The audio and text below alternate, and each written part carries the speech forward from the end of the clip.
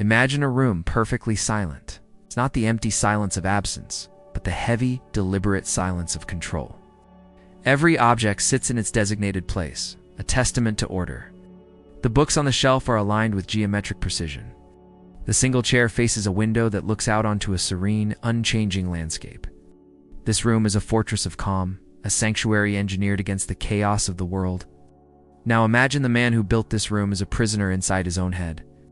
While his surroundings are a masterpiece of tranquility, his mind is a raging, anarchic tempest. Relentless civil war is being fought in the inches between his ears, and the casualties are his focus, his peace, and his sense of self. He is the architect of his own cage, and the sole inmate. Every morning he wakes up and declares a ceasefire, only to find the insurrection has already begun. Thoughts he does not want, impulses he cannot endorse, and fears he knows are irrational. They rise like a phantom army from the depths of his consciousness. We strive for freedom in the external world, financial freedom, political freedom, freedom of expression, but what good is any of it if our internal world is a tyranny? What is the point of being able to go anywhere you please if you can never escape the cacophony within your own skull? We build empires of external control, meticulously curating our lives, our homes, our careers, believing that order on the outside will somehow impose order on the inside. Yet the man in the silent room knows the truth. It is a lie. The battle is not out there. The noise isn't coming from the world. The chaos, the true, untamable chaos, was inside all along. He fights them with logic, with suppression, with sheer force of will. He tells himself, "Do not think of the looming deadline," and the deadline becomes a pulsating monolith in his mind's eye. Commands, "Do not feel this anxiety," and the anxiety tightens like a vice around his chest, stealing his breath. He is playing a game he can never win, for the opponent is himself. Or is it? Who exactly is giving the orders, and who is disobeying? When you tell yourself to calm down, who is the you speaking, and who is the frantic entity that refuses to listen?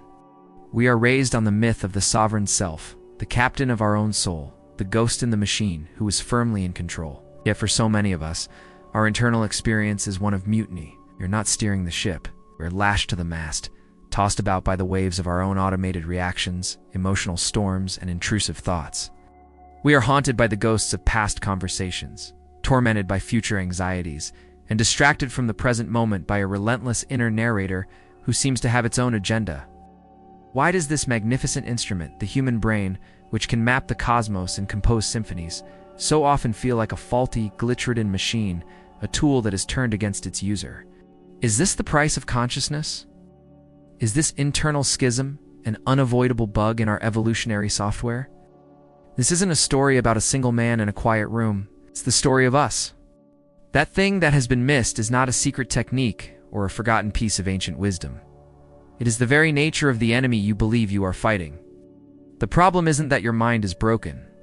The problem is that you were never given an accurate owner's manual. You think you are a single, unified consciousness, a king on a throne issuing commands, but you are not. You are a ghost living inside a machine, and you've spent your entire life trying to reason with the gears.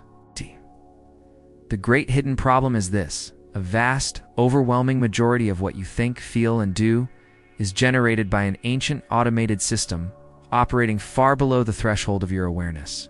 The conscious thinking, you, the one that sets goals, makes promises, and feels the frustration of failure is merely a passenger.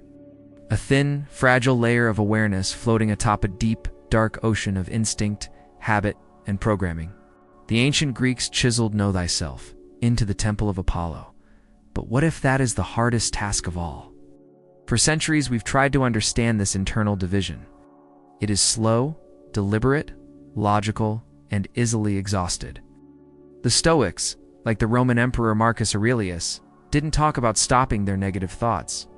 Your identity, your sense of self, has been largely shaped by a force you don't control and barely perceive.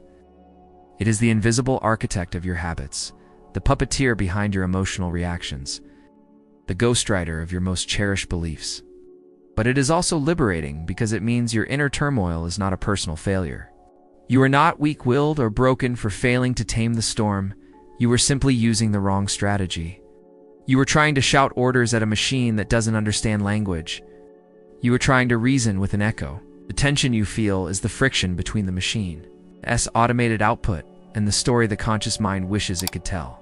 His meditations are not the writings of a man who has achieved perfect inner peace, but of a man engaged in a constant practice of observing the output of his own mind. He writes of his own thoughts as if they are separate from him, things to be examined, questioned, and ultimately accepted or dismissed, but not wrestled into submission. He was trying to distinguish the signal from the noise, to separate the observer from the machine. Eastern traditions have called this the monkey mind, the restless, chattering narrator that leaps from thought to thought without reason or permission. The entire practice of meditation is not about silencing this monkey, which is an impossible task, but about learning to sit still and simply watch it swing from branch to branch without getting swept up in its frantic energy. You are not the monkey, you are the clearing in which the monkey plays. It's the part of your mind that solves math problems, weighs the pros and cons of a major life decision, and tries to learn a new language. It is the press secretary, not the president.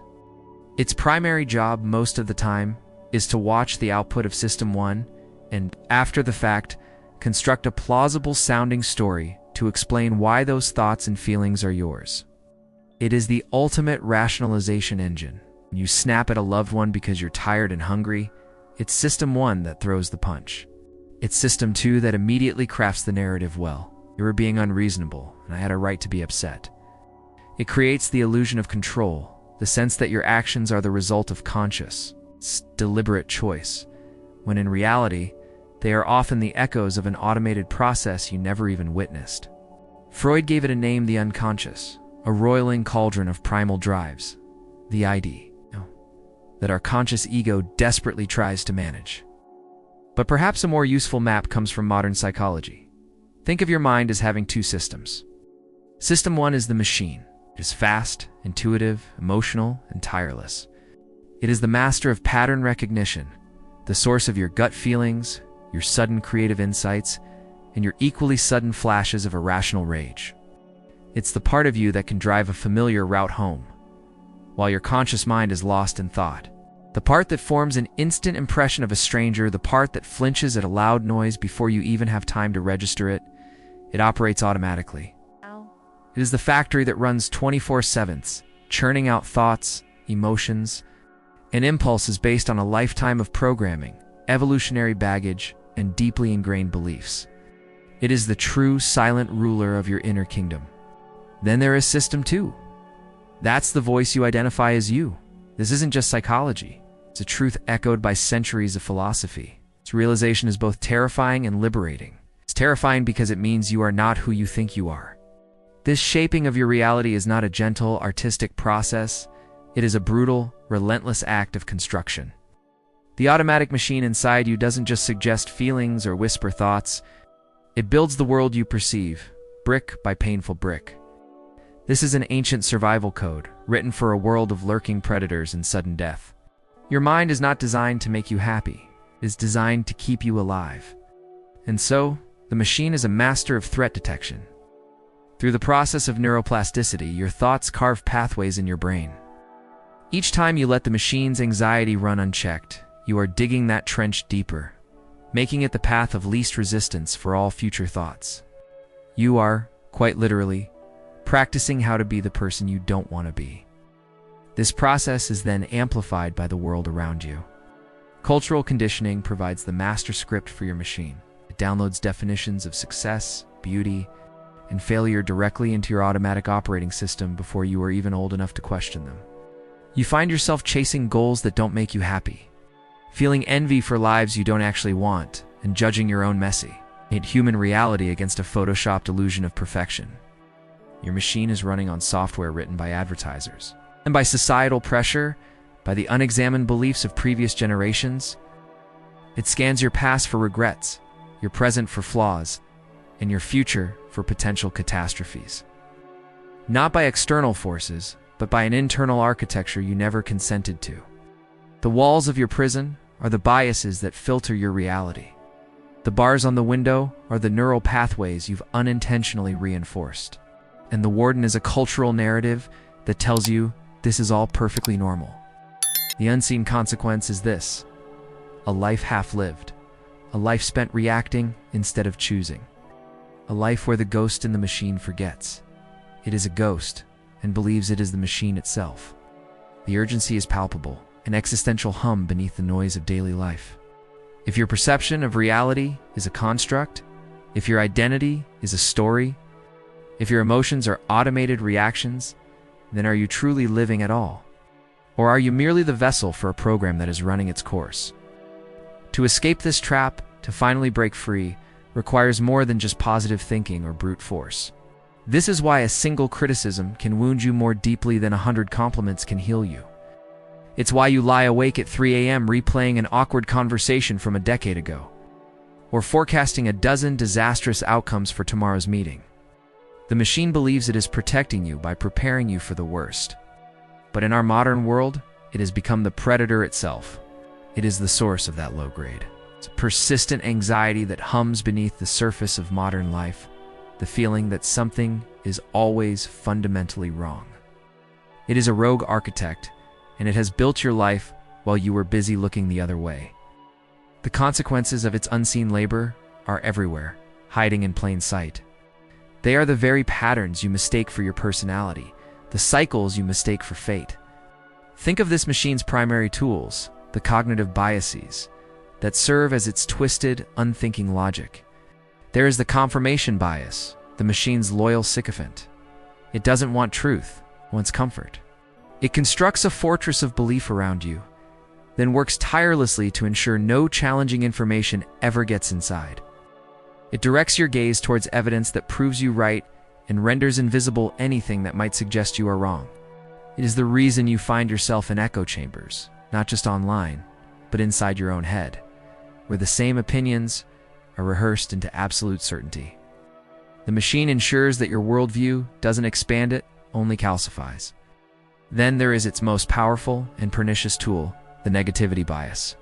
The most tragic consequence is how your conscious self, that well-meaning press secretary, System 2, is forced to deal with this relentless stream of automated negativity. It must create a story. This is the narrative fallacy. The human mind abhors a vacuum of meaning, so your conscious narrator takes the raw, chaotic output from the machine, the fear, the self-doubt, the flashes of anger, and weaves it all into a coherent plot, a life story. And if the raw material is consistently negative, what kind of story do you think it writes? It writes the story of a person who is just an anxious person. It writes the story of someone who is not good enough, or unlucky in love, or always messing things up. You start to believe this story. You mistake the machine's programming for your immutable character. You begin to say, "This is just who I am." Your identity becomes a cage built from the secondhand materials of a faulty, paranoid security system. Worse still, every time you indulge one of these automated loops, you are physically strengthening it. And so you find yourself trapped. To break free from a prison whose walls are your own thoughts requires a rebellion. But not a rebellion of force, a rebellion of perspective. The radical shift, the great escape plan, begins with this single counterintuitive truth: you cannot win the war against your own mind.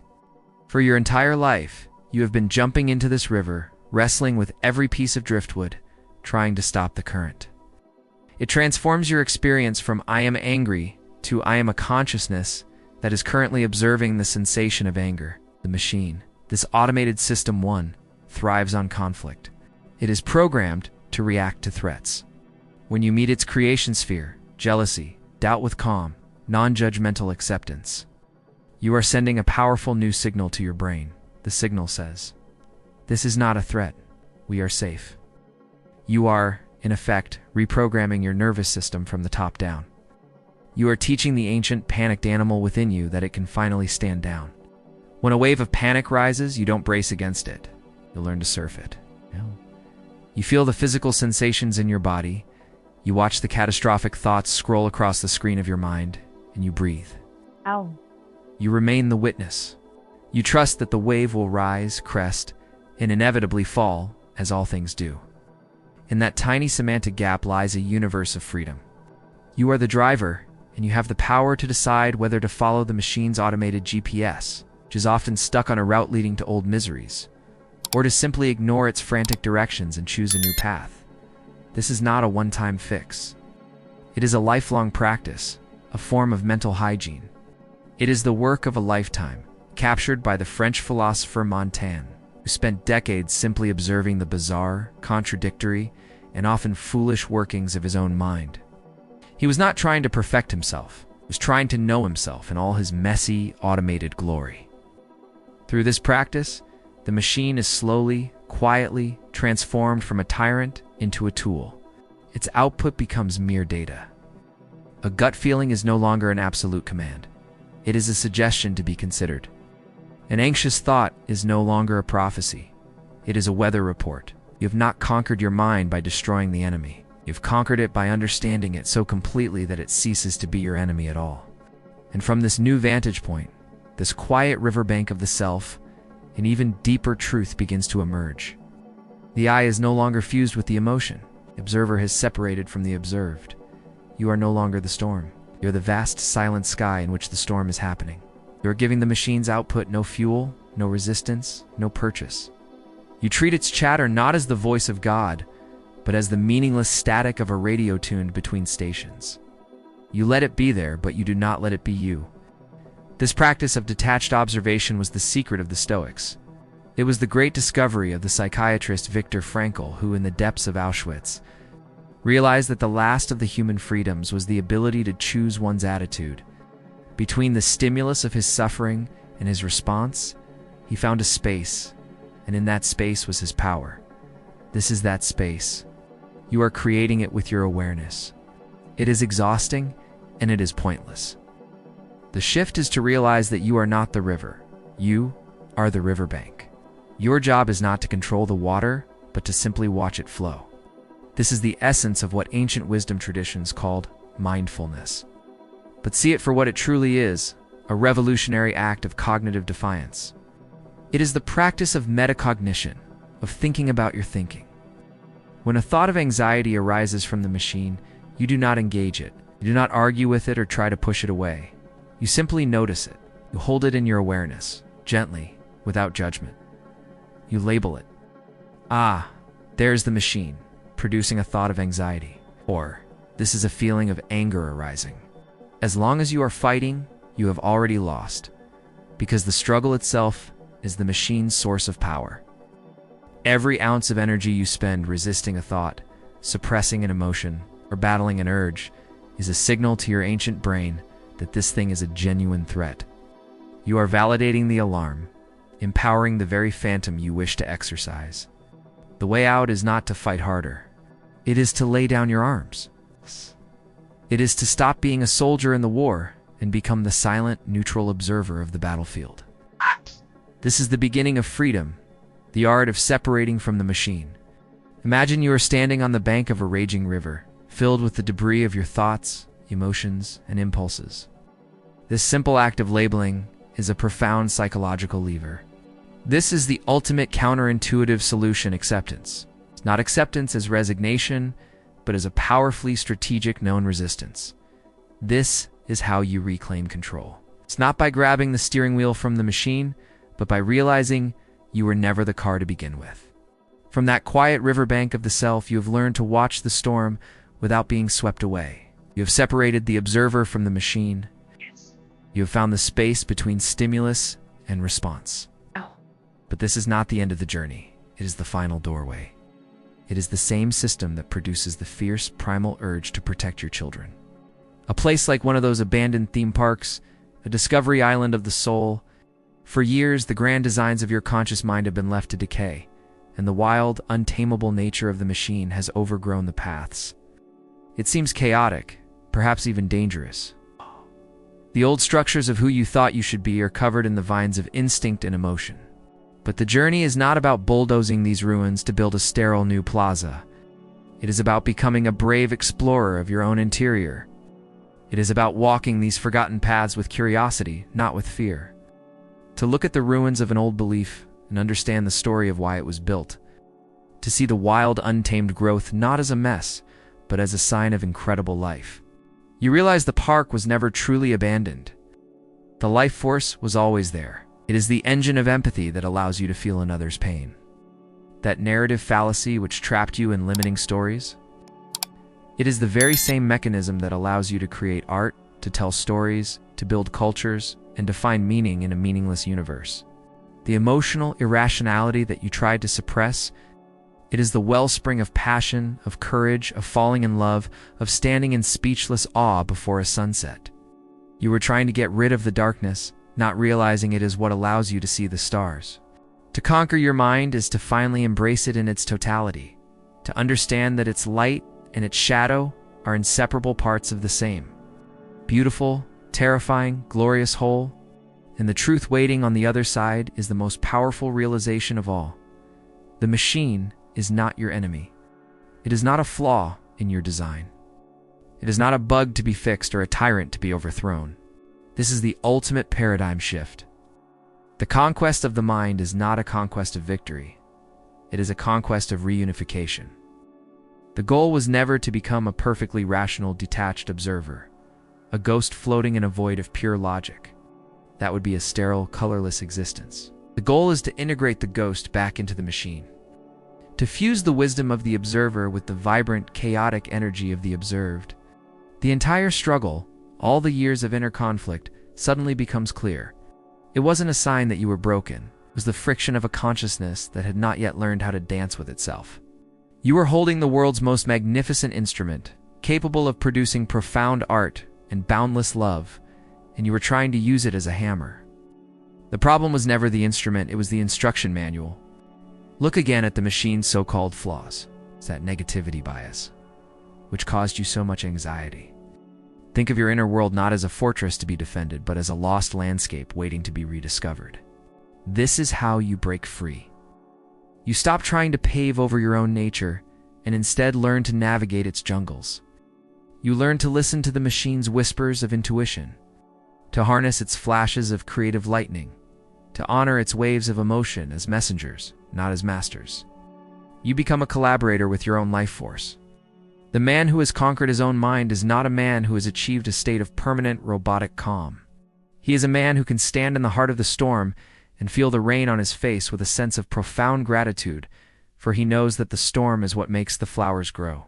The final realization is that you were never a prisoner, you were a sleeping king, and the most urgent, the most important exploration you will ever undertake does not require a map to a forgotten corner of the earth. The greatest lost world is the one that beats within your own chest. The question is, when will you begin the expedition?